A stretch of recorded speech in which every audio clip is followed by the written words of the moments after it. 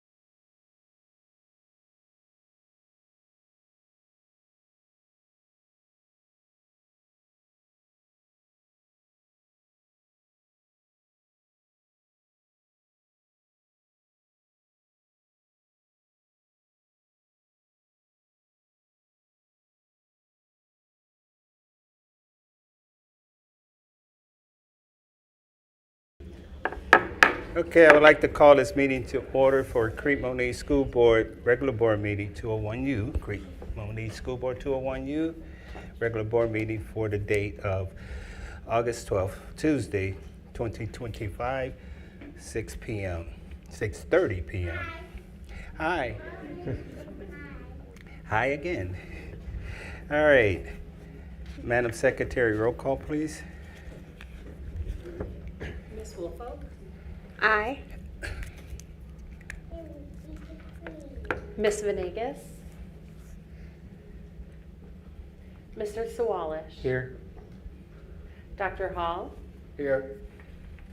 Zeit Stumbris is here. Mr. Gallegos? Here. Mr. Brown? Here. Let us stand for the pledge led by Mr. Gallegos, our Board Vice President. Our mission statement led by our Secretary, Mrs. Jamie Zeit Stumbers.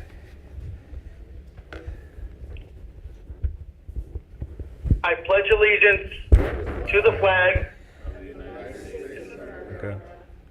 Republic for which it stands, one nation, under God, indivisible, with liberty, justice for all.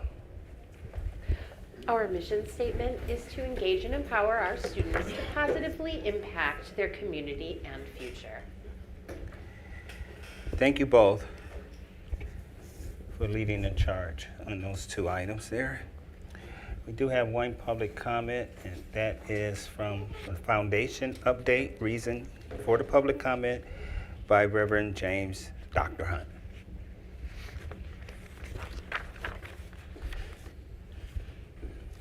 Yes, sir.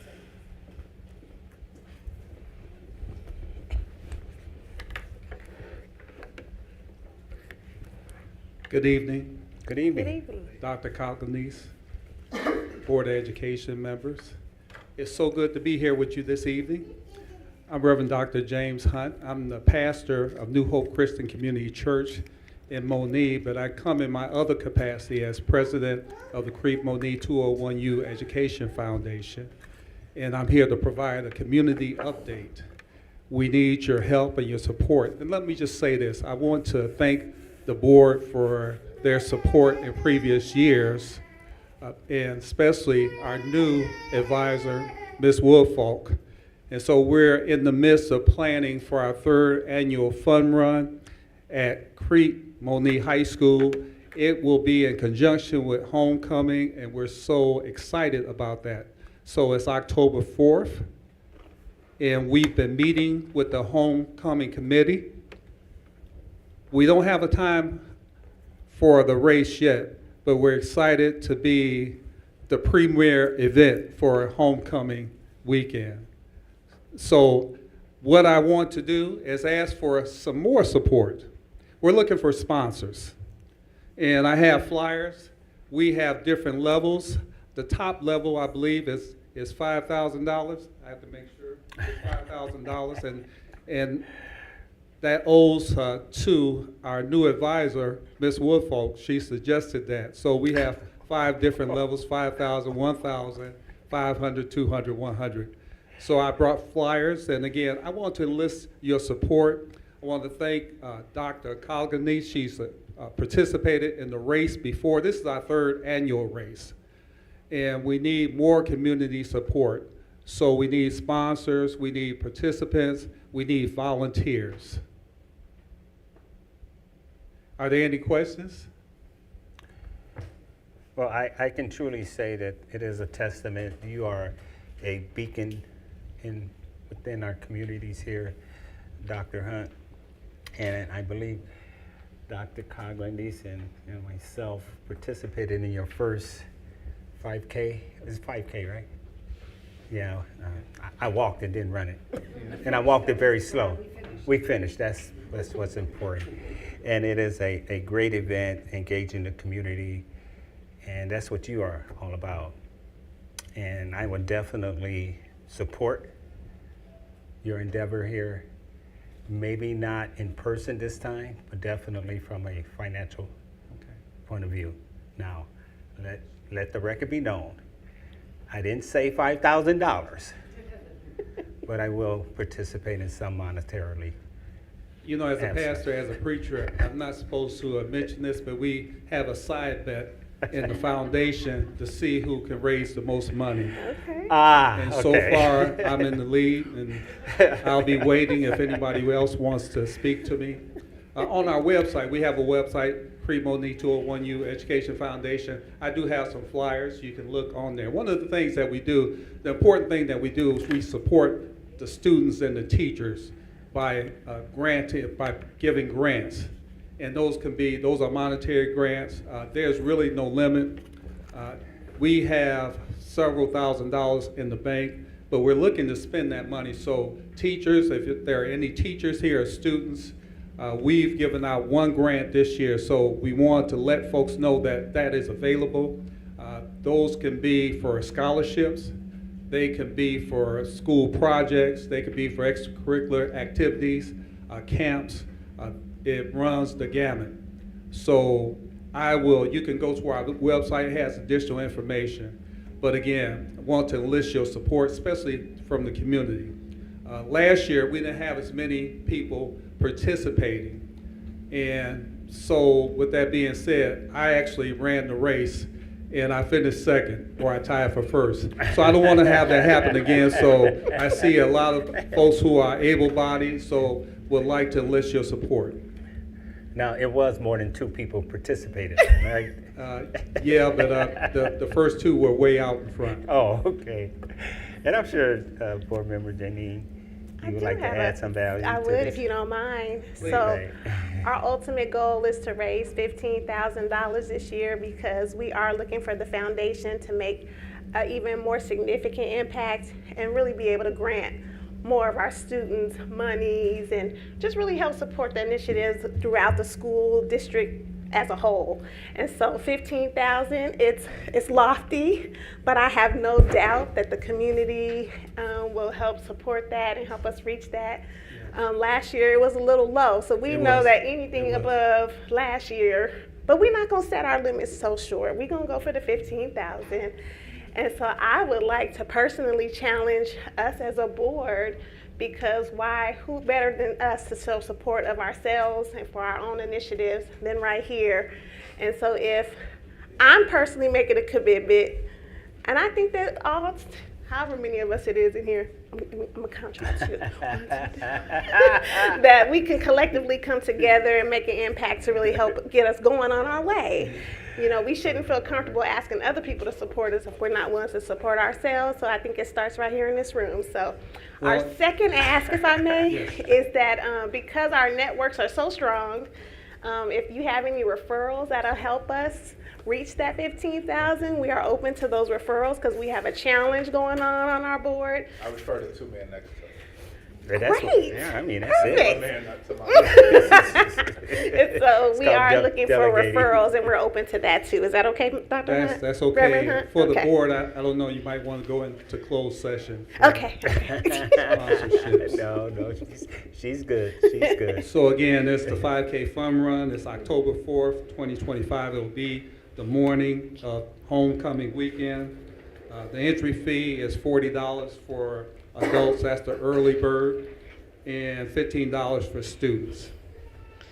And again, the sponsorship levels are Diamond 5,000, Platinum 1,000, Gold 500, Silver 250, and Bronze 100. So do you actually get? Tell us what we get for, what scholarship get for donating $5,000? That's what I was thinking. He'll get our undying gratitude. Oh, just- You know, we're also, for sponsors who are part of this giving level, these giving levels, we will allow them to have tables during the run. So if there's any questions about that, please come see me. Okay, great. Again, so we're excited. Again, thank you for your support. And again, looking for sponsors, volunteers for the race, and participants.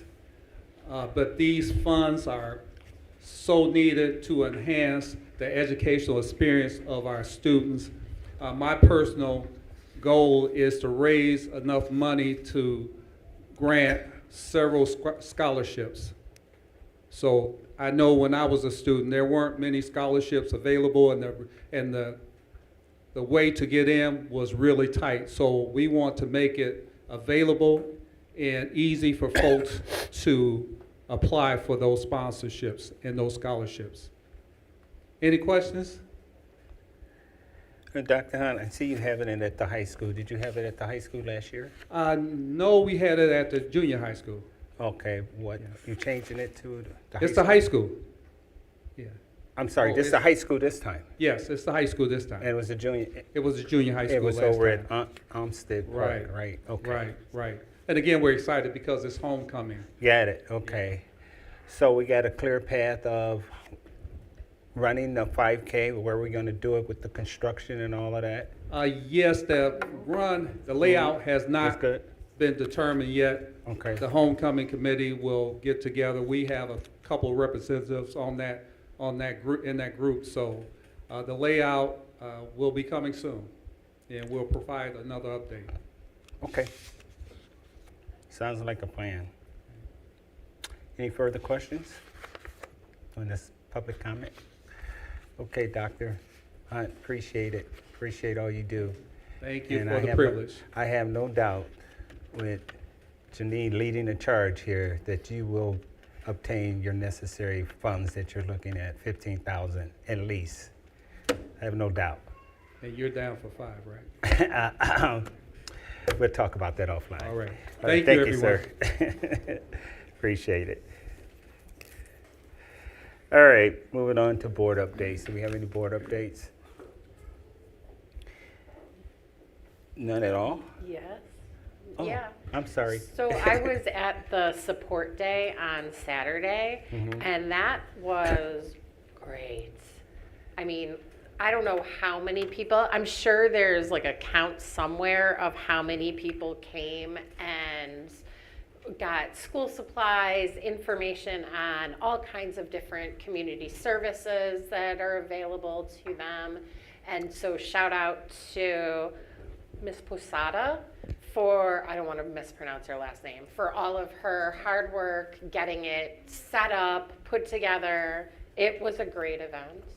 And then also shout out to our food service employees. Like, I like to call them our lunch ladies because on Monday this week, I was fortunate enough to get to spend the morning with them preparing breakfast for our new incoming teachers and faculty and stuff for the district. And they are also quite amazing. So that's it. Wow. So that was, you said not only great, but it was great. Okay. Thank you so much, Jamie. Anybody else have any other updates on the boards?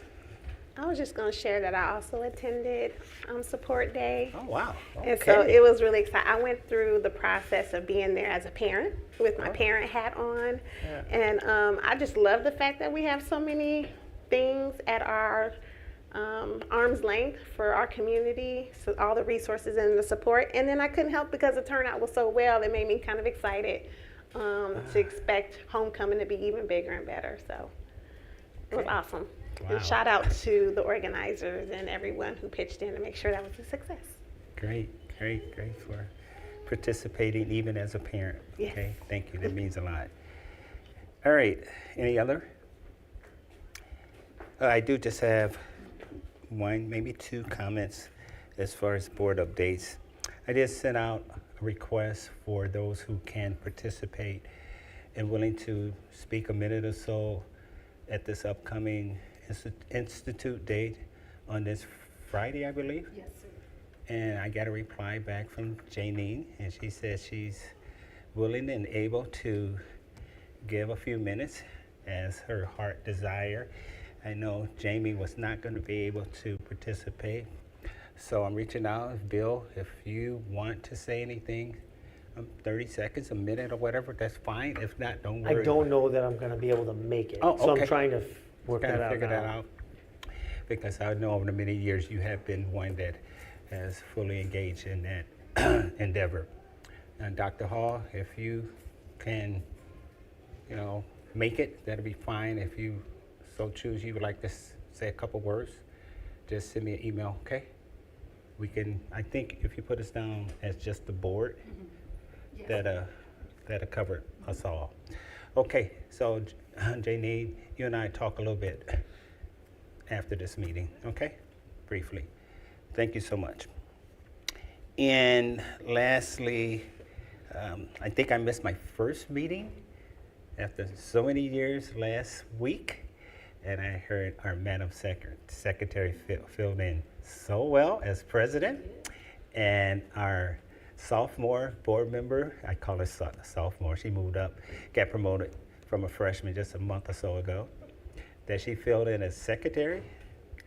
And then I was told by our superintendent that the meeting only lasted about 10 minutes.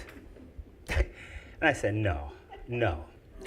And then reality checked in, and I said, the reason it probably lasts only 10 minutes is because I wasn't there.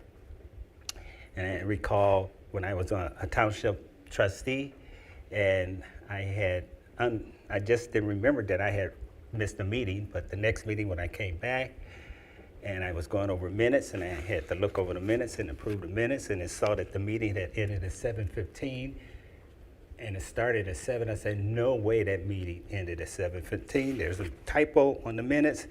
They said, Mo, it ended at 7:15 because you wasn't there. So I get the hint, I understand. Like I'm talking too much right now. All right, so thank you for doing all you did. And thank you, Alex, if you hear me, for being able, I know your job is taking you to different locations and you are unable to attend the meeting in person, but you still have the mindset to participate in a legal manner, the way such as you're doing right now. So thank you. Administrative updates, Superintendent, good news, number 6, Alpha number 1. Yes. So I'm very excited. We have some very special guests here this evening. Dr. Perkins is going to fill you in a little bit. We had a very successful summer school program this year. They are amazing what the teachers are preparing for our students throughout the summer. And today or tonight, you're going to get a chance to see some of the projects that our students did. So Dr. Perkins, would you like to continue? Yes. Hello? Okay, there we go. I'm going to ask our summer school coordinators to come up, and then we have a few of our rising 5th graders. Come on up, girls. They're going to join me for this presentation. I can't think of a better way to start this school year off than a celebration for what our students were able to accomplish and our staff was able to accomplish this summer. So every year we're able to invest in our summer school program and have the support of about 500 students over the summer, and about 75 to 100 staff members come in and extend themselves extra time to give our summer school students different experiences. And so with us today, we have our summer school coordinators. Mrs. Lakeisha Carter took care of elementary. Mrs. Kristen Schruffler took care of our middle school, and then Ms. Maura Burke took care of our high school. We always look at our trends from pre-K to 12 and try to provide the best experience that we can for our diverse population of students and their needs. And so we go by what research tells us about the rationale of closing that summer school loss and gap for those students that need it. We want to increase any credit recovery, to increase our graduation rates for our high school students. And then certainly we have been looking at the needs of our students and their SEL needs and opportunities for students to be enriched. And so again, our goal is about enrichment, engagement, academic recovery, and then giving our students choices and options about what it looks like for college and career readiness. Our core academic is that we look at math intervention and reading intervention for those students that need it. We were able to continue bringing in STEM labs at both elementary level, high school level, and first time at high school level that we no, I shouldn't say that. It's the third year that we've done the STEM labs at the high school level, and then enrichment at middle school. We were also able to invest in the arts and bring orchestra and strings program back to the middle school level. And again, we used our social workers for the SEL development, and you'll see all of that coming up. We partnered with the University of Illinois to bring in a 4-H agriculture club at our elementary level and offered an after-school program. We've talked about some things for next year, and that should say 25, 26, about doing some short turnarounds and some camp-like activities for some project-based learning. And we'll discuss that with our committees and teams this year. We also had our Educator Rising students. As you know, these are our upcoming teachers at the high school, and we were able to hire 7 of them this school year, and we developed a whole new program around bringing them through their internship this year. We had a partnership with Aunt Martha's at the middle school to provide our students that need that emotional SEL support.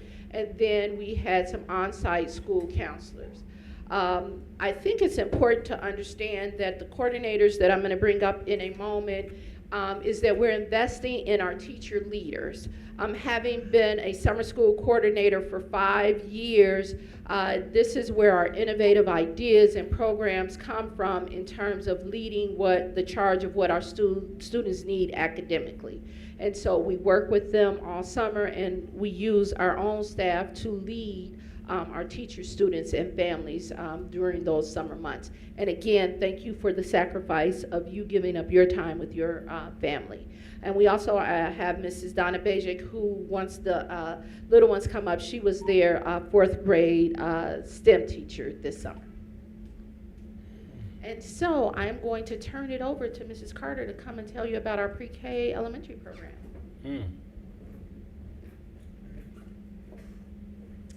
Thank you. Thank you.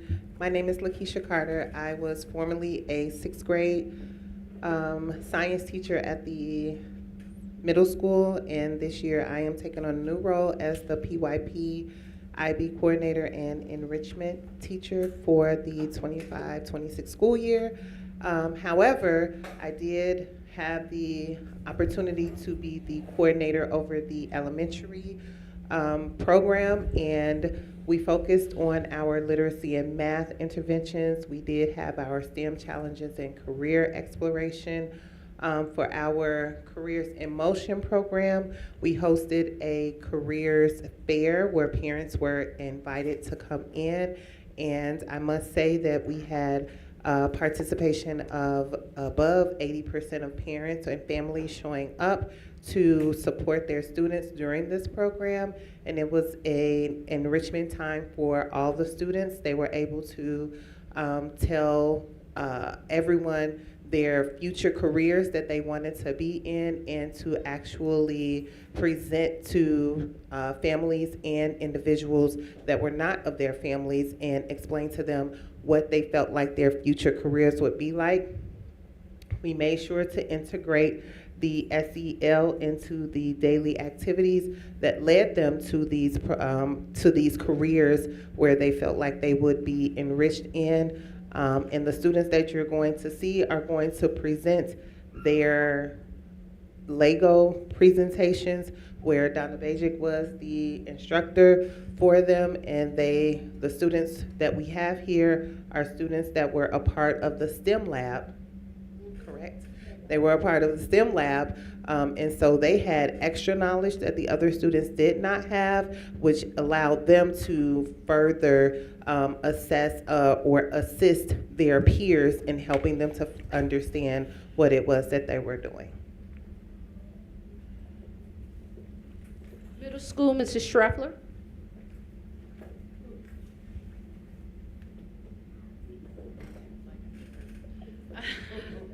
Hi, I'm Kristen Schreffler. I'm the IB coordinator at Crete Monee Middle School, but also I have previously taught science. So to me, STEM integration was always huge to gather like interest in other areas. This is my 3rd year acting as coordinator, and we continue to try to grow or expand upon our offerings. So this year we did shift some of our STEM experiences.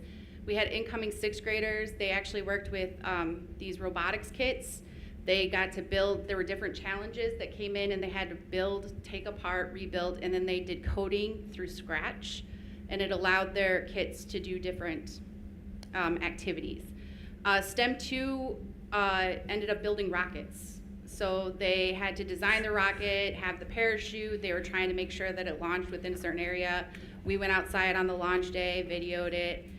We did lose a couple to the cornfield, but they all learned from it. We took pictures. STEM 3, they have these robot kits. So they have to decide what they're going to do with it. And then they also code for it. They build obstacle courses and then maneuver the robots through their coding. Enrichment in fine arts and social emotional development, I mean, we really pushed that. We did have Aunt Martha's come in this year. They were well received for the kids that went in with the group. Orchestra was new this year. We offered it to incoming 5th graders. They did a great job. They are excited to continue orchestra throughout the school year. Band is always, the concerts amaze me. We did a concert at the end of the year and they played 3 pieces very well. We did have math and reading. We basically talked to the teachers about what skills they will need for the upcoming year. So the incoming 6th graders are working on bridging some of those skills so that they'll be more prepared when they enter their 6th grade math class. And then same thing with reading. And then we do a pre-test and a post-test based on our state standards, and every class showed growth. So we are working on building those bridges with that. We do exhibition at the end of the year, so these pictures were from the exhibition. The top one shows some of the some of the engineering kits. The middle one is our math group. They actually worked through solving mysteries with math. So they completed like a trifold and the steps they took in the process.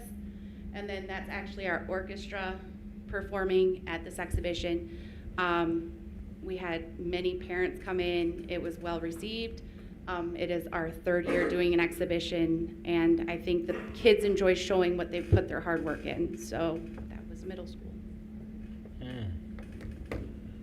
Mrs. Burke?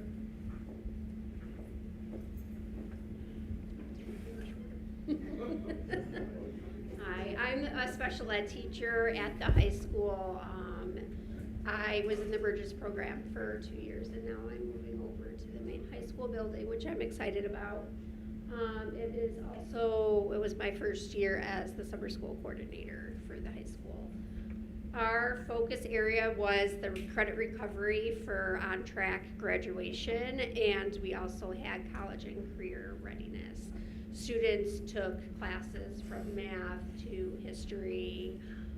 We had the STEM classes, which is part of our highlights, and it was Shark Tank style projects, and the students worked in groups of 3 to 4 students and came up with problems that they saw in society and in the world. Some of the projects included how to respond to bullies in school and online. Another one was having cleaner water and school safety projects. We also expanded credit retrieval options for students. Some of the students did their credit retrieval online, which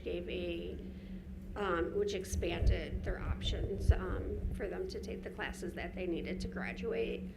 We had student showcases with the Shark Tank presentations, and parents were able to come in and watch their students present. And that was for sessions 1 and 2. The last day of session 2, we were able to have a PBIS Warrior Summer Bash where families were invited to come and participate. And the students participated in basketball and volleyball and the larger games such as Uno, Jenga, Connect 4, and we ordered some pizzas. And it was nice to see the families there participating and playing in the games with the students. And then some of our students that were enrolled in the STEM program participated in community service. So they were able to start building up their community service hours. And they went to the Crete Township Community Center for a day to help out there. And so we're going to share with you a quick video before we bring up our superstars. And of course, all of our work is towards our values of engaging, empowering, and impacting lives. Let's see if I can get this to work. Uh-oh, there we go.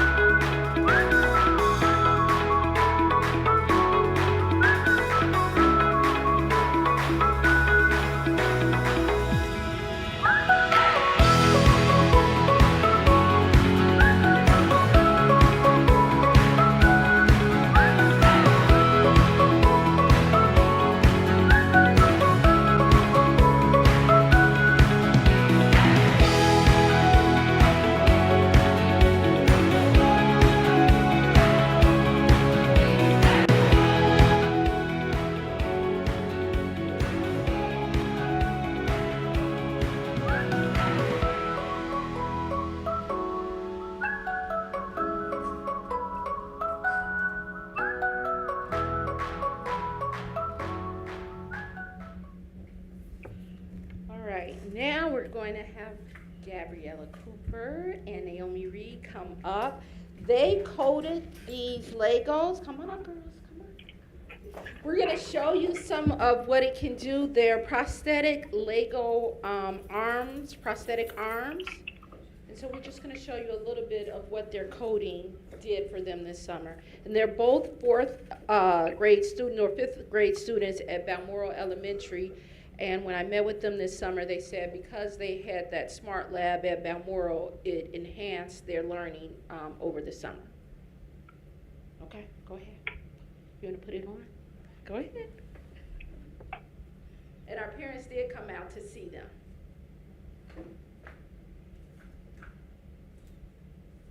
Whoa.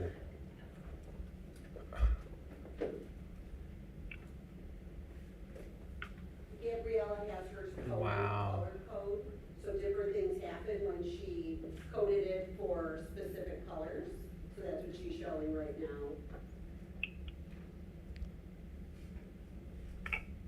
And they're both coded differently. Yeah, both arms are coded completely differently. That's amazing. Hey, Naomi? Yeah? You got yours? Go ahead. Yeah, you're going. Okay. Wow. And Lego did not give the grabber. They had to do that on their own for the prosthetic. So their codes, like Dr. Perkins said, is completely on their own from everything they learned in the program all summer. Excellent. All right. Outstanding. Thank you guys so much. Thank you. Questions from the board? Are those for sale? They're pricey. They get royalty for that. That is amazing, amazing. Any comments? Yeah, on the board? excellent job this summer by everybody. I mean, seriously, what an outstanding opportunity for each one of the students to get Yeah. that attended. Thank you. I think you Yeah. all, I hope you all had fun doing that. It looks pretty interesting, something I could never think of doing. But great job for you all, and great job to the staff for the support and effort that you put into the children. Yes. Thank you. What bill, are you gonna be at CSK? Because you said That will be my PYP. home building, Okay. and I'll be traveling to different elementaries throughout the school year Okay, for PYP? for enrichment. Oh, because you said, I didn't, so. PYP is going to be at At CSK, CSK. and then the enrichment will be at the other elementaries. And do you do the sixth grade, when do you do the sixth grade as well? Not yet. but Okay. We may be thinking of bringing that in later, Okay, because it's a new position. right, okay. And I was only asking because I know PYP goes to sixth grade. Okay. Oh, they, At Eight- middle school, 6th through 8th grade. It's right. NYP, yeah. But I know, I'm just saying technically Yeah, 'cause per. technically till 10th grade, they could do NYP. Right. But- So, because like NYP technically is 7 through 10. PYP is 6K through 6. That's why I was asking. Okay. But, okay. I also do want to thank our families. Thank you so much for entrusting us with your kids, and it was such a pleasure to have them and honestly to see them grow over the summer. So thank you so much for that. Thank you, guys. Yeah, and I remember my daughter being maybe 9 years old, participating in a science program, and somehow I built the robot. I mean, she built the robot. That was 40 years ago, and it just reminded me of that moment. And she eventually went to school for electrical engineering and changed her major, but nonetheless, she carried that mindset with her to continue on in the STEM capacity as an engineer.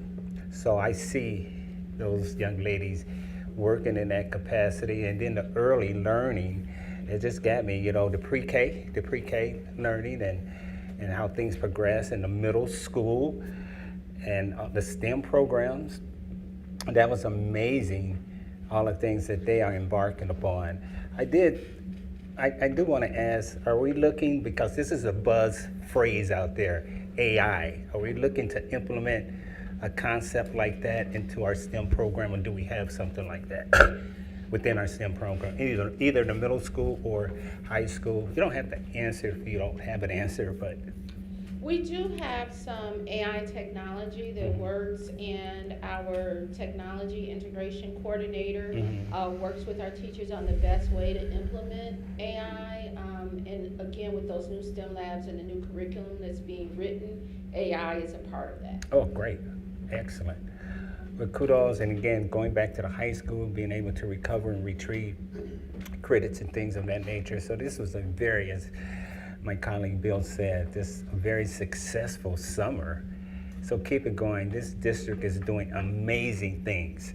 So you have to continue to showcase it in environments like this so the public can know.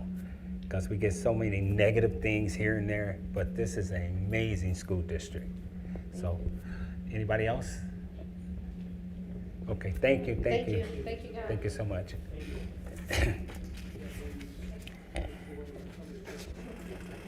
Okay, Dr. Kara, you back up, number 6, Alpha, number 2. Yes. Thanks again, families and students. All right. I'm bringing back again, this was a conversation we kind of started at one of our previous board meetings, and that was just the discussion on looking to change the job description for our safety and security director in allowing him to carry a firearm in case there was a significant emergency at the building. For this, I know we had some discussion on this, the pros and cons. I did submit to you in your FYI Mr. Tobias's credentials, extensive credentials, his certifications that he has earned as well. And in working with our attorney, we've taken a look at the job description to add, and it's on page 3, and I have that in front of you as well. It's what's in bold and underlined. To have those pieces that would be put in to change that job description. So I think at least tonight this was the discussion part, and then if we felt that you were ready to vote on that later, that's later in the agenda. So I just open that up for any discussion. Did you put in there that my key fob will work? For you, sir? No. What was the impetus for this request? I mean, I know at the last meeting, there was discussion of not being able to fully participate in trainings, but, okay. Yeah. So aside from that, because they should be working on like the technical aspect of running it, what is the purpose for this? I think another layer would be looking for another layer Mr. Tobias is on site here. Heaven forbid there was an intruder in the Okay. building. He would be on site immediately, perhaps even before our first responders could get What it. evidence is there? Because I did a lot of research in this, and currently there's no evidence that suggests having someone on site with a weapon is any faster at responding or stopping and minimizing shootings or fatalities. So what research-based evidence, and not anecdotal, but like actual research-based evidence is there that one, response times are better and faster, two, that the response, that it's necessary, especially in a school where we already have metal detectors, so what's the additional level of security? Like, what is that percentage? Because there is also research that suggests that there is, there's no evidence for effectiveness. That there's a negative issue with climate and trust for students, especially when we're trying to work on preventative measures, and then instead of working to prevent, we're automatically putting in somebody with a gun.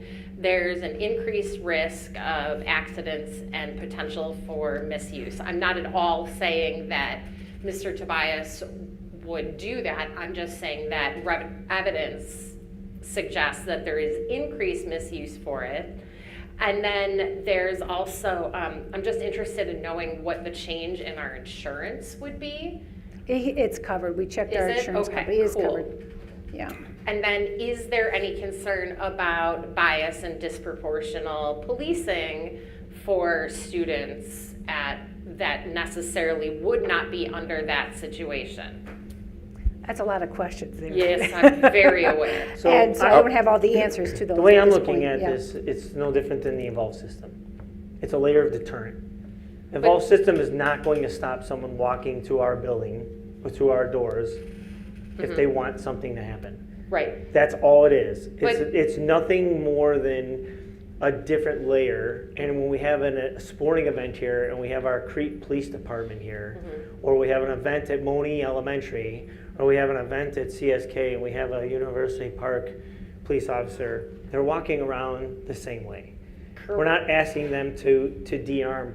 I don't think it's more or less, in just my opinion, I just think it's just another layer of being prepared, or like I said, just a deterrent. It means there's no scientific anything behind. I mean, you can look at all the 10 years, in the past 10 years of any school shooting or any incident, they're all different. And every situation was different. Everything about it was different. So I just feel that it's just another layer of a deterrent. It's not like when we got the evolve system, it was clear it's not an absolute, this is never going to happen here. It's just another layer.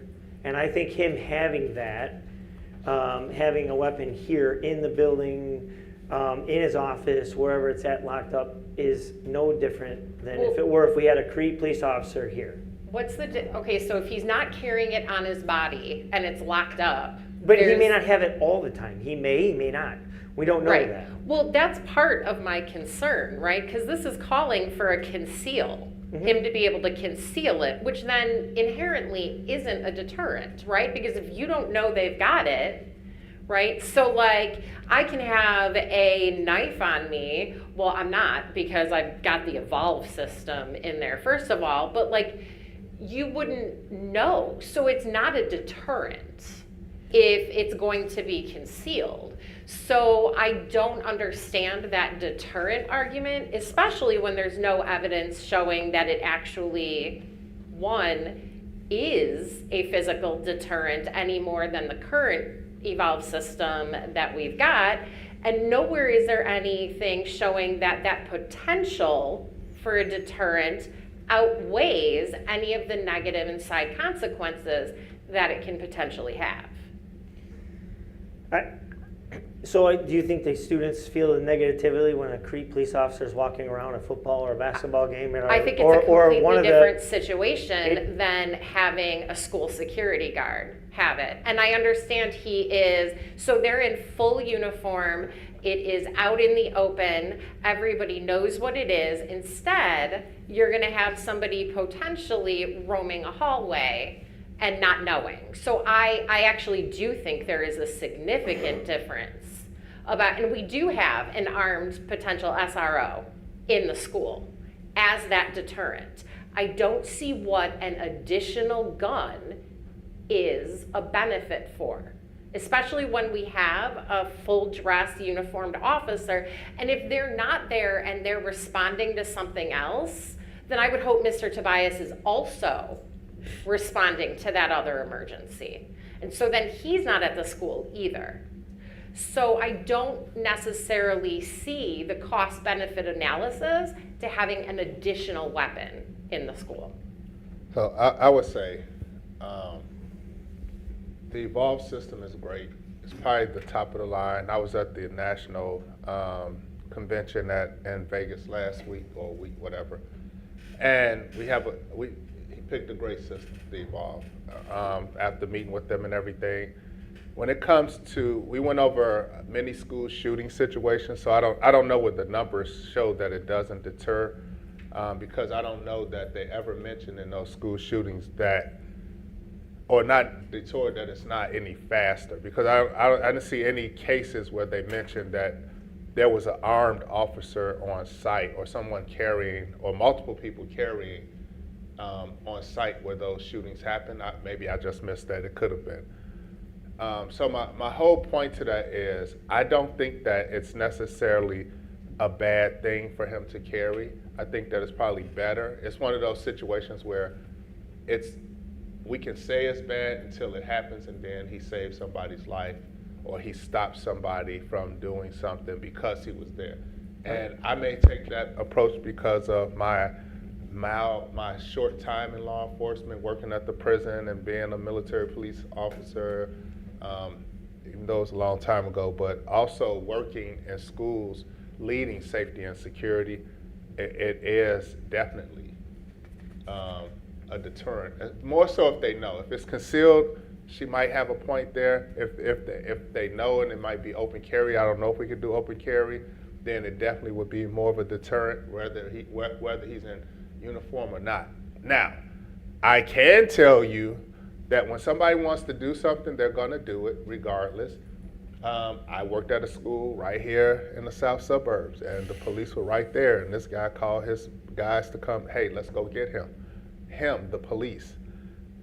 So yeah, people do what they want to do. Did anything happen? No, nothing happened, because the other kids were smart enough to say, hey, sit down. But I think it's a great benefit for the safety of our students, our faculty, our staff, versus not. It's probably better to have it for the safety versus not having it. And the only thing, I guess you could say, well, what if he accidentally, blah, blah, blah. That could happen even with an armed SRO. That could happen in any case. I mean, I think that it's definitely a benefit to have. Right. Excuse me. Is he uniform? Will he be uniformed of some sort? He has his Crete Monee gear on, such as the shirt he has on right now. Okay. So he will have something indicating that he is not security, but I think that is needed for him to differentiate himself. Yes, to differentiate and from what I see with himself, Mr. Tobias every day when he's in the office and whatnot, wouldn't you agree? You have shirts that have your designation on that. Plus, I have a physical badge that indicates whether security or another position you're looking to. So that's where I was going with that. Yeah. It was just the uniform look, so that he looks different. Yeah. I'm not walking around with a gun saying I'm the director of security and personnel, and everyone's like, oh, okay. Like I look official, or that person, whoever that may be. It can be identified. It can be identified as purposeful. Okay. Okay, Jamie had quite a few concerns, and it sounds like what I hear is. I think I might be the odd man out No, on this. it doesn't. No, it doesn't matter, Jamie. Can I say something? Can I say Yeah, something go real ahead. quick? Go ahead, Alex. Hey, so two meetings ago, Mr. Tobias gave us a very lengthy, thorough, well thought out presentation about safety, and crisis, protocols and things like that.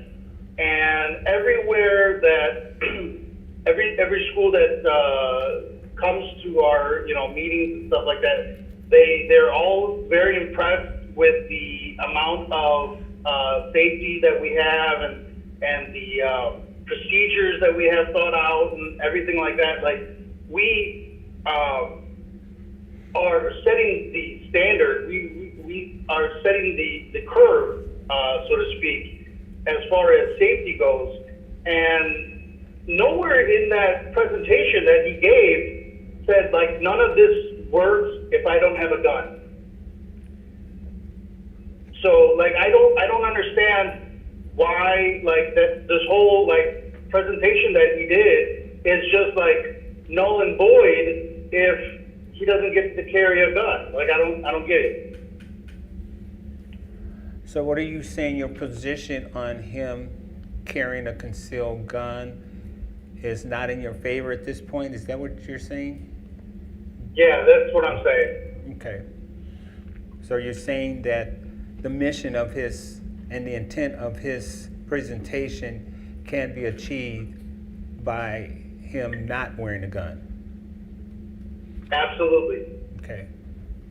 Okay. All right. Anything else, Alex? VP? No, that was the rest of my spiel. Okay. Is there any question, Mr. Tobias? He's in our presence right now. Is there any follow-up questions you feel that you may want to ask him? Or just let your statement speak for itself? Okay. All right. And Madam Secretary, you're not alone. Don't feel as though you have some very valid points, and I think they need to be answered somehow. We need to capture those, what she said, and make sure she has a clear understanding. And if you can answer those questions.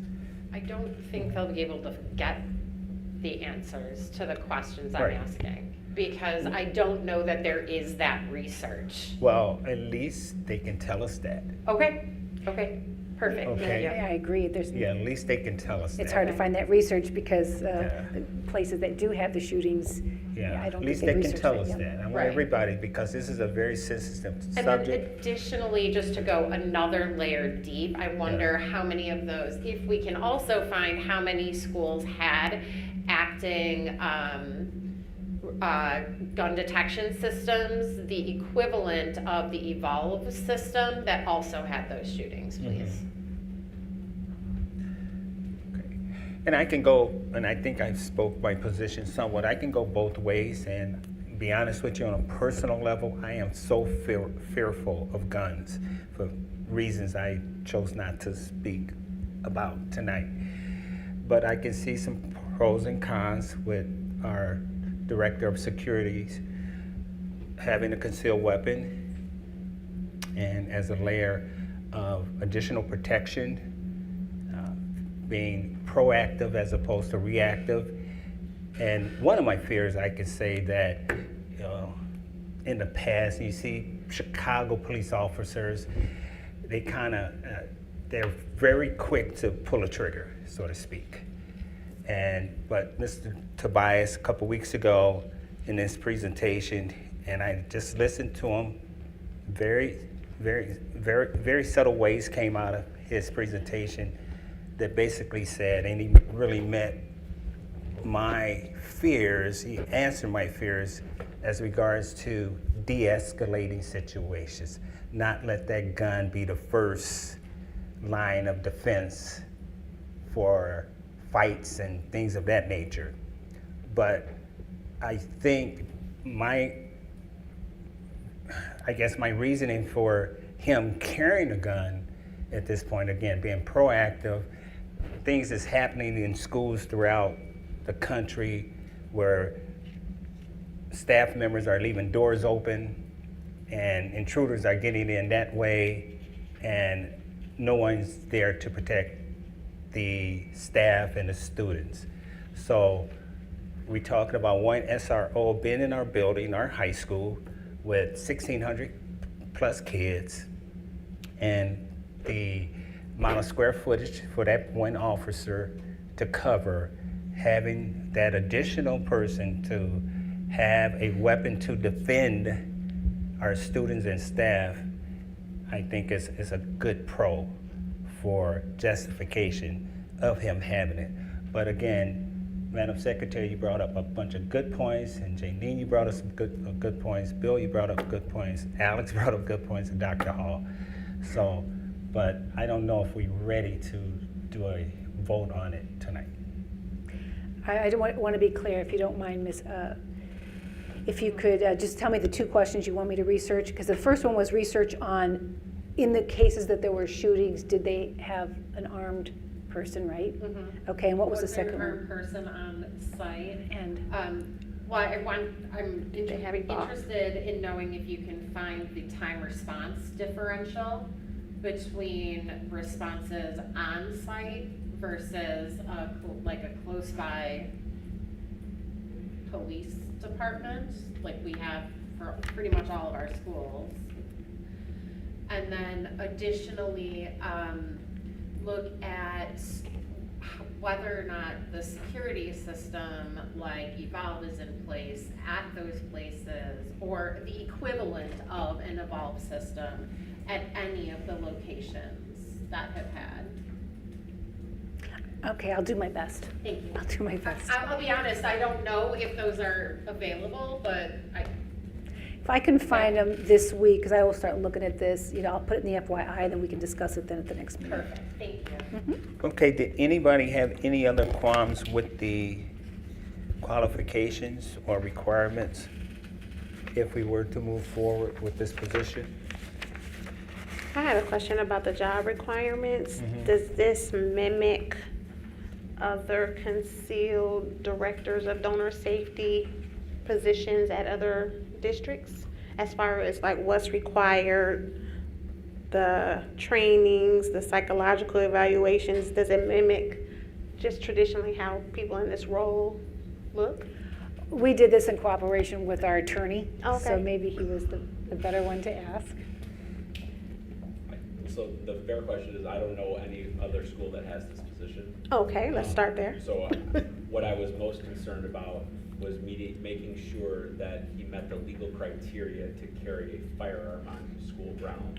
And so a lot of the qualifications are what would allow him, because there's both state and federal law that severely restricts the ability of folks to carry firearms on school grounds. So it was to make him legally eligible to carry it in either an open or a concealed fashion. I see, thank And you. based upon a review of Mr. Tobias's credentials, he would meet the criteria to be able to carry a firearm onto school grounds.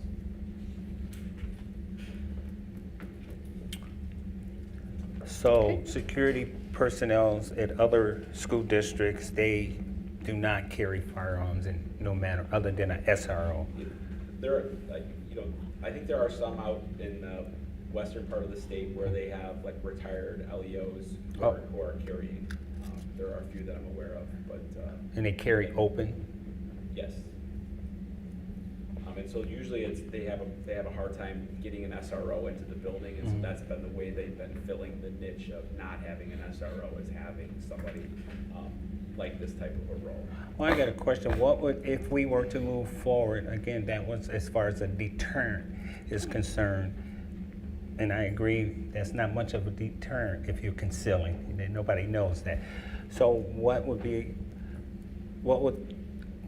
there be any qualms with Director Tobias not, or being able to carry an open weapon like our SROs? What would be a qualm with that? Ours? Yeah. if he were to carry it open, would that be The fact- to in our eyes, Mr. Tobias, would that be a problem with you carrying it open? Do you see a reason that you should not carry it open but be concealed as an employee of the district? My whole premise to begin with Yeah. is safety and those concerns. Anything that would be open would fall into the safety holster and kind of what law enforcement officers would have. Yeah. So it can't just fall out or be grabbed. The visibleness of it is a deterrent. And I think one element we've got to look at and think about too is we've talked about it so much in open forum, and the knowledge of what I could have with me would almost defeat the purpose of concealing it at times, if people had knowledge I would have it. So I have to be sensitive to what people know, what they see, what they don't see. I also become a target for those circumstances in terms of people wanting to have something from me, so I have to be very protective of such an item. The simple answer is I would not be opposed to carrying open. It becomes public knowledge as we're discussing it anyway, so it almost defeats the purpose at times of trying to conceal something. You know, I would just like you being the difference between you and an SRO. You are our employee, but will be seen just by the students and other staff member as a SRO, and just an additional security protective measure within our district. But yeah, you operate as our director, and you're not walking the hallways every day in that capacity. But yet, when you are seen out there within the school boundaries, that you are seen as a SRO, so to speak, with an open weapon, potentially a badge. I mean, why we cannot issue you a badge too of some sort? No, we can't do that. That's not legal. We can't issue him. No, we can't Oh. make sworn law enforcement officers. We don't have the ability to hire. Oh, We're not like a community college or municipality. We don't have. Okay, the I don't know. hire police officers. No. May I ask a nothing. question Okay. of Mr. Gleason? Sure. You said that in doing this, when this was used most often was when districts and schools did not have an SRO. So that's why. That was their policy decision behind their rationale. Right. So we do have an SRO. So how many other, this may be a good research question, how many other Illinois schools have an armed SRO on site that will also then have a second potentially armed person that is not a police officer, that is specifically a district employee? I think in this case, Mr. Tobias is highly unique. Most likely, like if he were not here, we would not find anyone else that would be able to fit this criteria. Because he's unique in his credentials and so forth, and like you said, statewide, nationwide, I don't think there's a lot of scenarios like this to compare to. Did our last director carry? We hadn't discussed it yet, Oh, okay.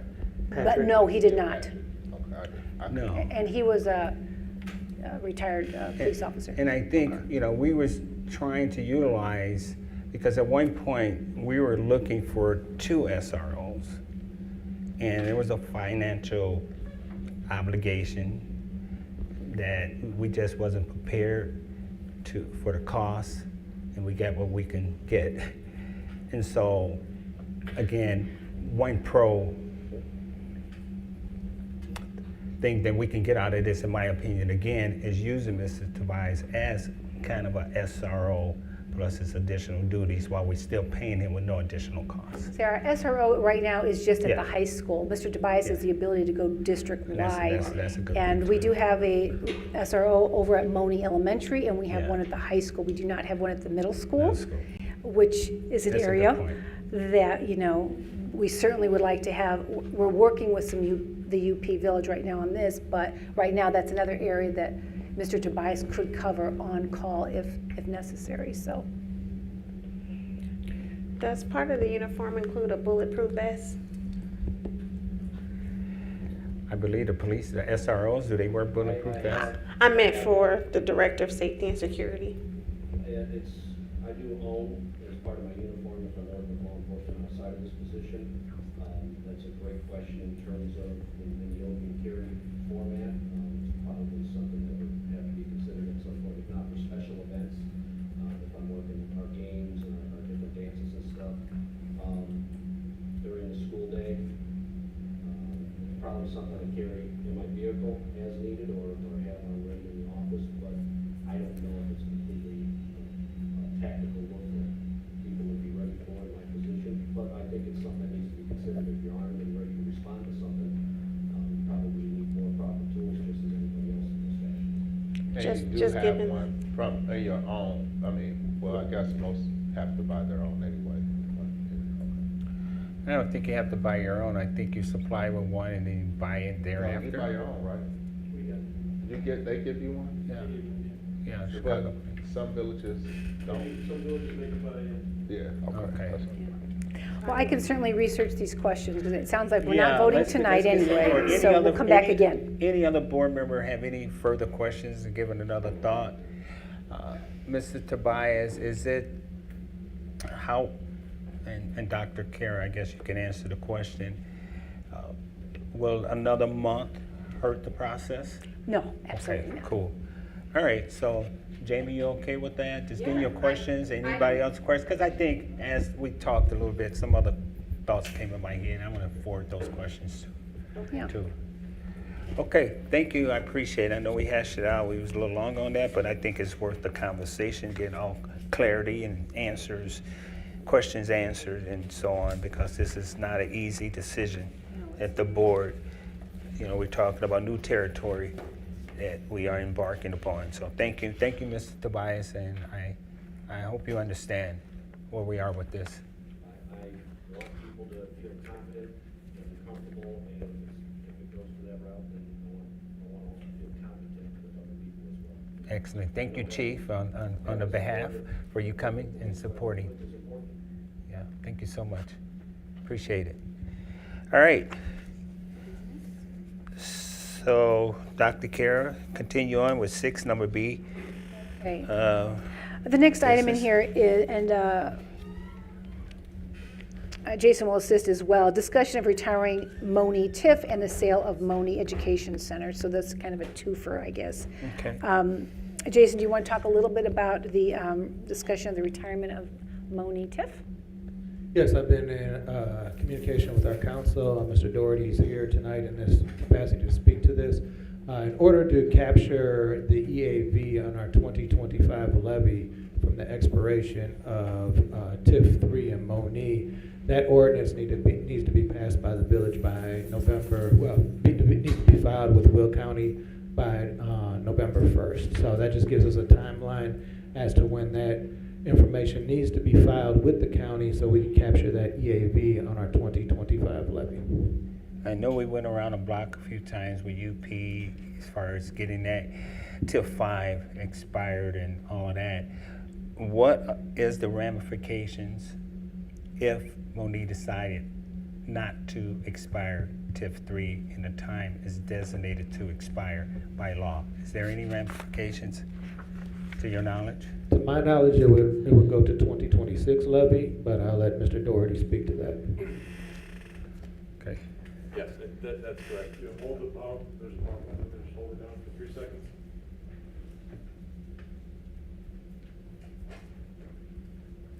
Okay, yes, that's correct. Can we get, is this working? Okay, this one's on.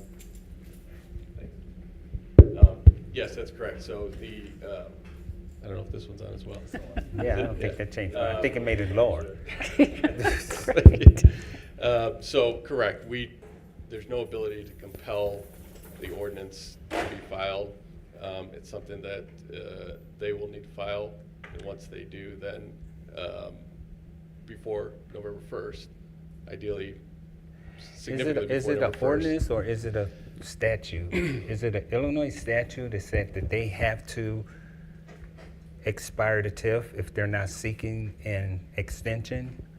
That they have to do it within this time frame? Right, so the statute provides for the time frame, the 23-year life of the TIF, and then once the TIF expires, which is where it's at right now, there should be a resolution ordinance filed to officially end the TIF. If that's done by October 31st, then there would be a distribution in the But I'm following hearing, year. I'm sorry, but I'm hearing if.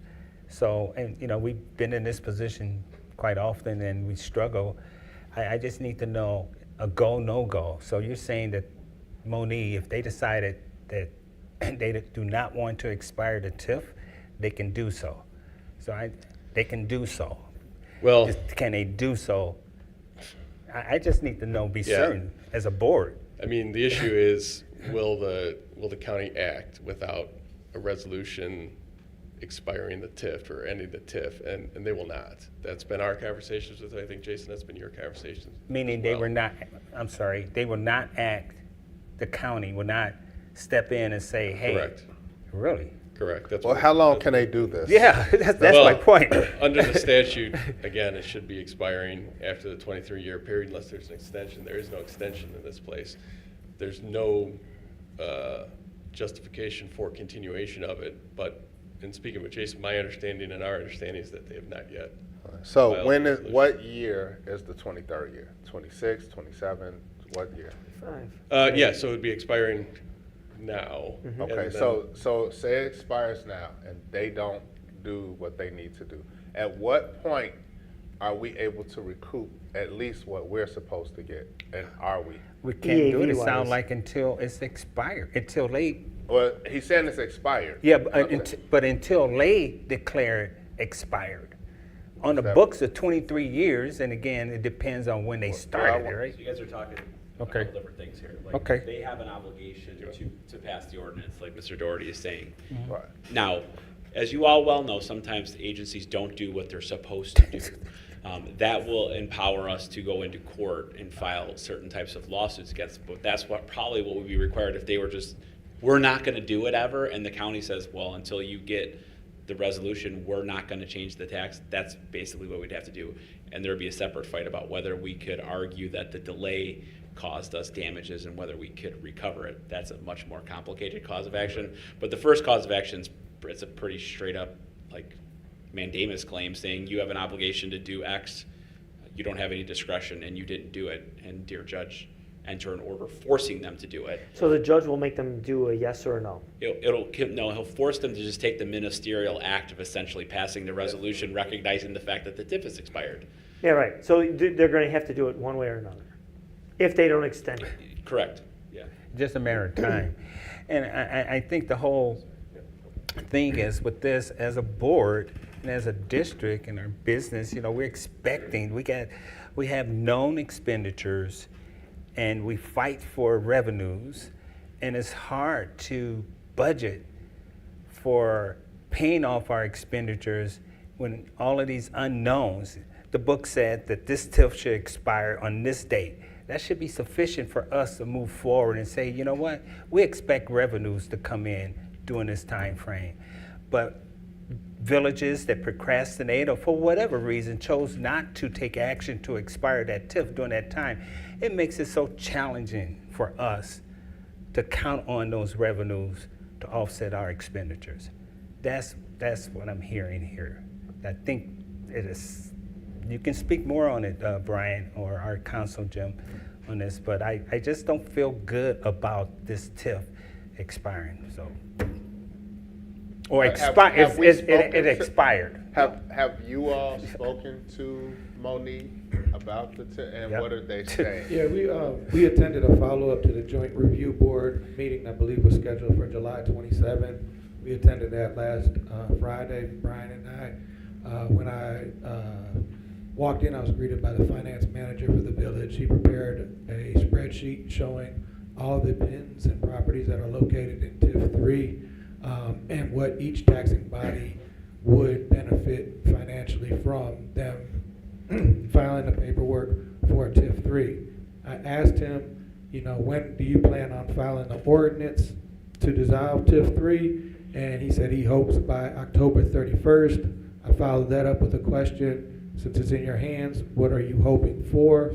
And that led into a bigger discussion about moving one property from TIF 3, which has relatively low EAV, I believe it's only $22, to TIF 5, and also 4 properties in TIF 4 to TIF 5. So kind of led me to believe on a discussion that they would like to have that issue resolved, whether or not they can add these properties to TIF 5 before they take action on the ordinance from TIF 3. So I think it's a bigger question, and I think when we discussed it before, they're trying to move properties in TIF 3 and 4 into 5. And then I think their understanding is they're going to close it out, but they're trying to get all of this together first. Do we know that's going to happen? I guess that's the question. If they don't do it by October 31st, then what? That's, I think, what we're trying to understand, because it's not about the monetary value of what surplus is in there. We're looking at the EAV value to help us at that point. So, but we need to know, and they don't know yet. I guess if my understanding is they don't know because they're trying to get stuff moved around. But what my question again is, what is it that they do not know at this point? I know about moving things out of TIF 3 into 4 and 5 and all of that, juggling there. But the fact of the matter still remains that the TIF expired. It's either they want to extend the TIF, which they haven't showed that, right, or it expired. So right now on the books, it expired. But they have a time frame, so they're probably using every minute of their time frame. Which is October. Which is October 31st. Right. So there should not be any wavering or vacillating predicated on that. It's expired. And so that should be something definitive for us that we can say, okay, that TIF expired, and all Monee has to do is present a resolution to their board, and it gets to the county, and now we know for certain we can expect whatever that EAV value comes on the books for us. In this case, we're talking about a little bit over $1 million, and we can better address our budget. So, I'm sorry, Brian. You finished your presentation? No, I have another point on it before he goes, okay? Yeah. So the other thing that was bundled in this discussion item was the sale of Monee Education Center. As you know, we've not made any decision as a board on what to do moving forward. As of today, I did receive a written letter of interest from someone within the community of Monee, I believe, that is interested in the property and would like us to consider that. So clearly we would need to ask the board what they would like to do with it, whether they want to go out to bid again. We have Monee Village that's interested as well, as we know. So I think we need to talk about what does the board want to do at this point. Do we talk about that right now? Yeah, I think we want to talk about. If we have an interested party, I think we open it up for bid. We've done it twice. Yeah. The village has bid twice, right? At this point. Yeah, it depends. I don't know what the offer is, and We would have to go out for the bid. We'd set we would Yes. set it again like we did. I don't know. So we have to ask council if, because at one point we were looking to negotiate the property without bidding. And I thought at that time that the only thing that was required was for us, when we have property, governmental property, that we had to extend it to the public at large to have an opportunity to obtain that property. And then we came up, I think council came up with a document, I believe it was called Transfer of Property or something, where we can negotiate with a governmental entity. So, You're talking about two separate statutes, correct? okay, yeah. So if you're selling it to a governmental entity, you don't have to do the whole bidding process. Correct. But if you're selling it to a non-governmental entity, you have to go through the bidding process, and you can set the minimum price and then see what you get back. And then once you have somebody you accept, you can negotiate. Okay, is that just a government entity, or does that include nonprofit organizations? It has to be Government, yeah. Okay. Governmental entity. Okay. And that's where you don't have to send it, Correct. put it So out to if the you had public. an agreement that the board was comfortable with to sell the property to the village of Monee, for example, or whatever. Okay. You don't need to go to bid to do that. Okay, cool. Good understanding. All right. So I just need to find out from the direction of the board what their interest is at this point, because I have someone in the community Well, that, like Bill said, put it back out okay, for All right. 30 days. all right. How long did we have it out the first time, second time? 30 days? We already got it. We already got everything drafted up, put it out the same Yeah, way. I mean, it's just essentially just updating the dates and getting the publication out. I believe it did have to be out for 30 days. Same value, guys? Same value? I don't think we changed it. We don't change it. 553? The appraised value was 615, and we set the minimum floor Is at that minimum. 90%. it was before? No. No, it's the same. First two times been the No, same. Is that, I'm asking you, is that the same appraised value as before?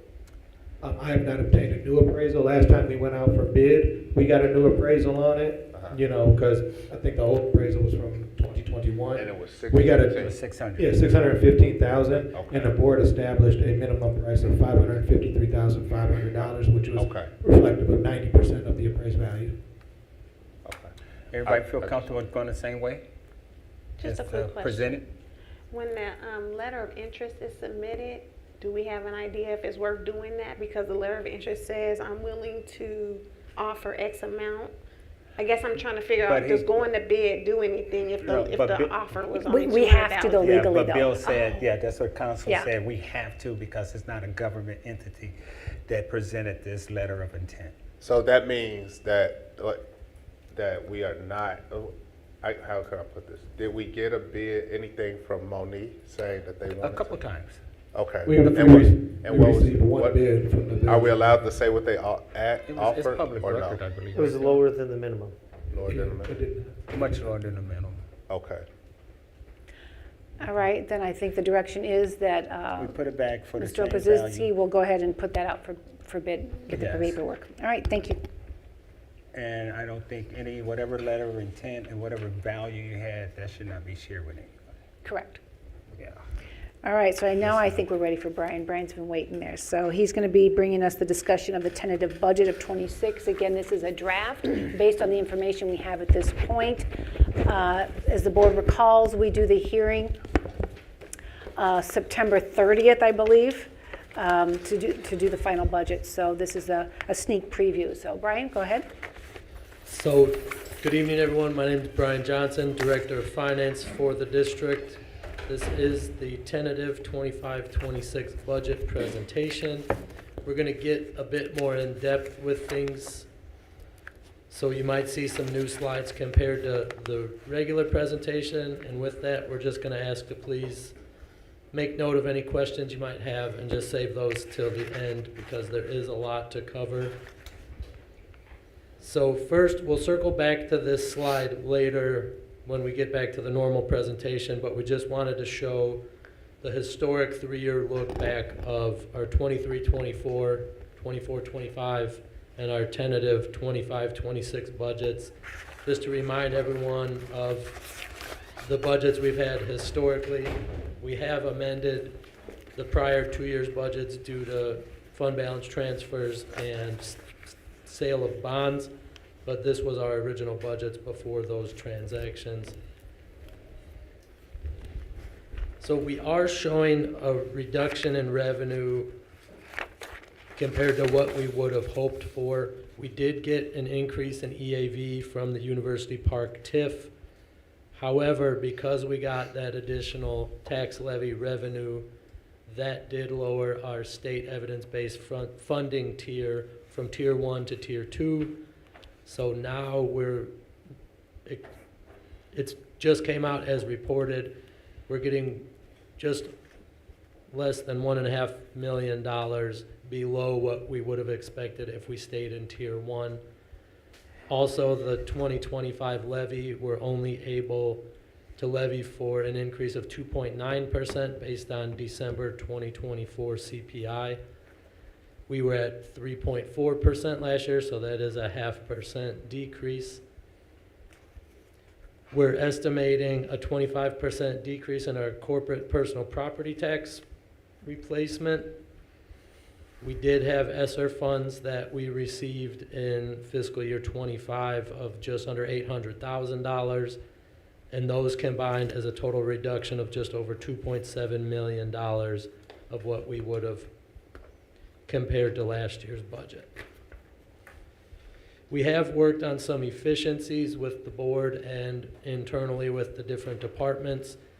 We reduced department and building budgets by 10 to 15%.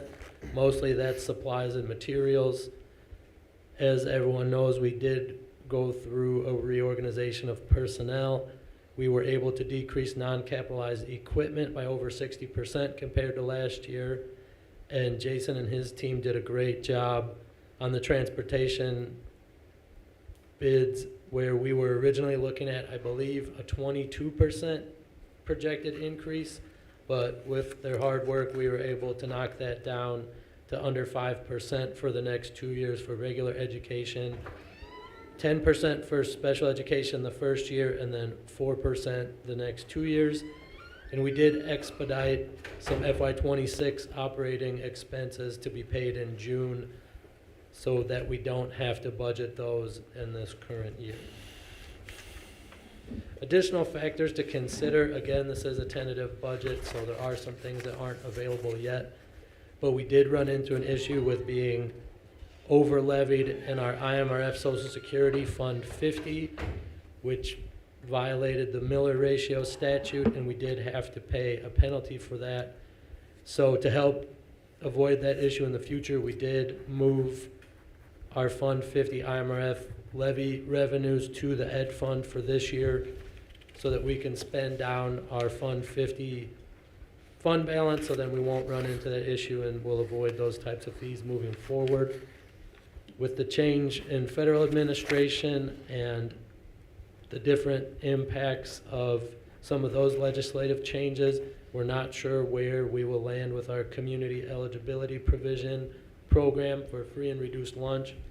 This may require us to go back to charging lunch for some students, not being reimbursed for those expenses. And then as of the time of this presentation, there's still some question marks with federal grants, mostly Title II funds, which is around $400,000 that we received last year. So we can't budget for that until we know if that's going to be funded and what our funding allocation will be. There are some positives. We're looking at the IMRF Social Security and EBF adjustments as positives, so at least we can have these conversations early, get everyone on the same page, and continue to work through our efficiency plan to help meet our goals, serve our community, and limit any impact of those funding shortfalls. Again, just to reiterate the great job of Jason's team with these transportation bids. And we did also this year step up our invoicing for cost sharing for McKinney-Vento students. The business team, transportation, and registration all worked together, and we brought in, I believe, $160,000 of new revenue that we have not previously, so every little bit helps, and the team's done a great job there. The expiration of TIF 3, again, until the ink's dry on that, we don't know, so we can't budget for that in this current presentation. That EAV would help us with our revenues. This next slide is a historic look back. The red bars at the bottom are our cash basis original budgets for the operating funds that were approved from fiscal year 20 through the tentative budget this year, fiscal year 26. And then the blue bars on the top are our budget surpluses that we have had on our audited financials. There are some differences between we budget the red at a cash basis, the blue is an accrual basis. Don't want to get into the weeds explaining those differences, but you will see the arrows pointing to fiscal years 21 and 22. We did have those large surpluses, and that's mostly due to the ESSER funds that we received. This next slide was presented in March, just showing if the current trends continue, our revenue to expenditure shortfall, where FY25 we did have a small surplus. FY26 we are showing a slight deficit, and then that deficit grows fiscal year 27 and 28. However, the loss of Tier 1 funding was originally projected to be in FY25, so that did change things a little bit since March. We were hoping that the increase from the UP TIF 5 wouldn't be such an impact that we would see that drop in tier this early, but unfortunately that is the case right now. And then now this will go through the regular budget presentation that you're used to seeing, and you'll see that budget slide again that we touched on earlier. So just as an introduction, the annual budget process is meant to meet the financial goals of the district. The Board of Education can amend the budget from time to time through the same procedures as we're going through for the original budget. We have to post notice of the budget hearing and availability of the budget for public inspection prior to the budget hearing. We posted that in the Tribune this past Friday. We'll be presenting at the Committee of the Whole in September. The budget is available for review in our office. If anyone would like to see that, we're happy to do so. We'll have to adopt the public meeting, which will be at the regular September board meeting. Once adopted, we'll post the budget to the district website and submit the budget electronically to ISB within 30 days of that budget adoption. Just some revenue expenditure definitions. Our sources of revenue: property tax as our main source of revenue for the district. We have other revenues that come through fees, donations, some small one-off local grants. State revenues, that's mostly our evidence-based funding. Federal revenue are our different grants that we're eligible to receive. Our types of expenditures: salaries and benefits make up over 70% of the district expenses. Purchase services is anything we pay for where someone who's not an employee of the district provides a service. Supplies and materials are any physical goods we purchase and receive that are below $500 individually. Capital outlays are large buildings and grounds projects. Our new high school stadium is a good example there. Other objects are just the items that don't really fit in any of the other categories. Non-capitalized equipment are any individual items in between $500 and $5,000 that we don't need to worry about depreciating. Termination benefits are solely for payments made for terminated or retiring employees. Our tax levy is the amount the district needs for property taxes in order to meet our financial needs. We levy in December every year. Our tax extension is the process that the county clerk goes through to calculate what we're allowed to actually receive. And then our debt limit: as of June 30th, 2024, the district's long-term debt liability was just over $125 million with an outstanding bond principal of $96 million.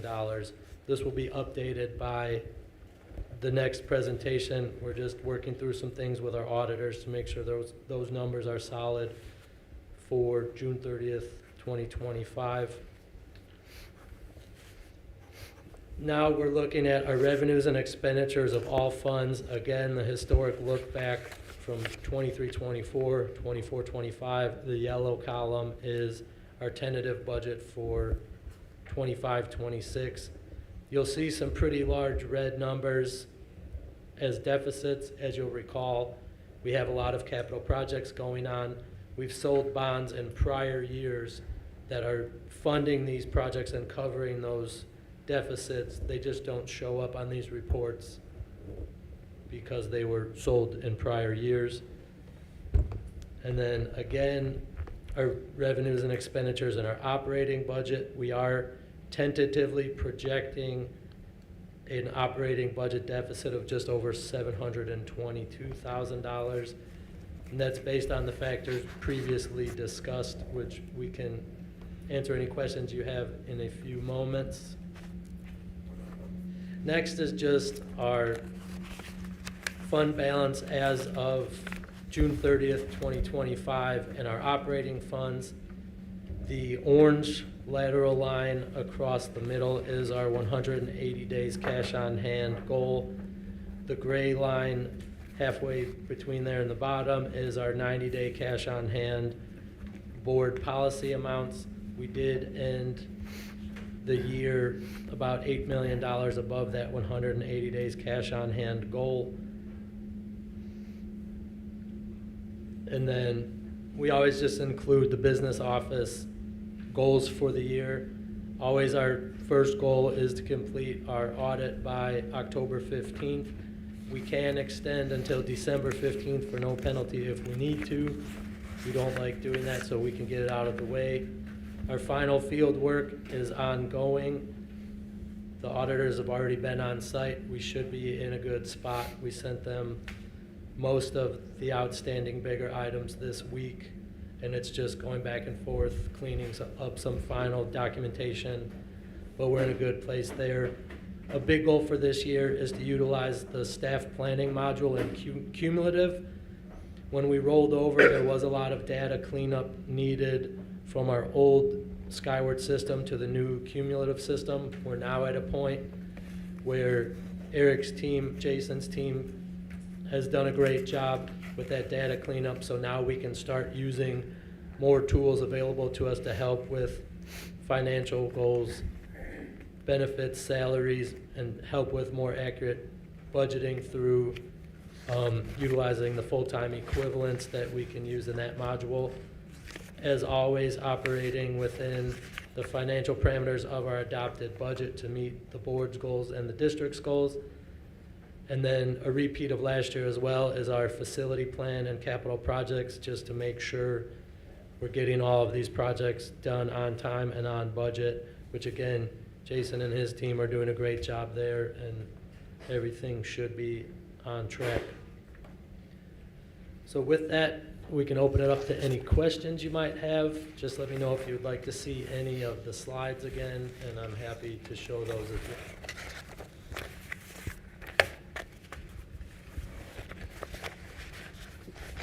Does the expiration of TIF 3 in Monee have the ability to raise our tier again? So that would actually do the opposite. Or lower it? Whatever. So we're just barely lowered into tier.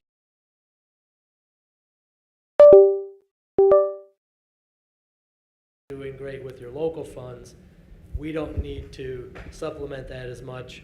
We can take you down and then give that money to districts who don't have as much local revenue. So an additional TIF would further beef up our local revenue, so the state would see that as us needing less evidence-based funding. Jason, you want to comment on this as well? Yeah, I actually had a chance to take a look at the FY26 EBF calculations, and I don't want to say it's primarily based off, but a big factor is the adequacy target level that they created in evidence-based funding. Upon looking at the numbers, the difference between Tier 1 and Tier 2, Tier 1 schools range from being very low all the way up to 75% of an adequacy target. We came in at 76, and that's what bumped us to Tier 2. I even looked at the column over, and there's still some school districts that remained in Tier 1. Their adequacy level target was like 75.6, 75.7. So we just barely crossed over to Tier 2.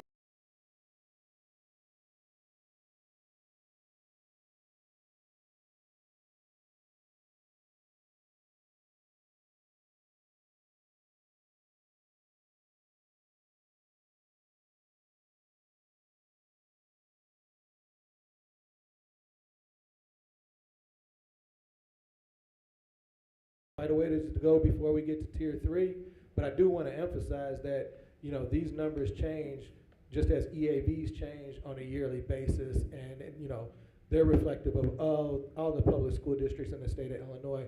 So the state of Illinois looks at education funding similar to how we fund our school district. Everything comes out of one big pot, and then you have to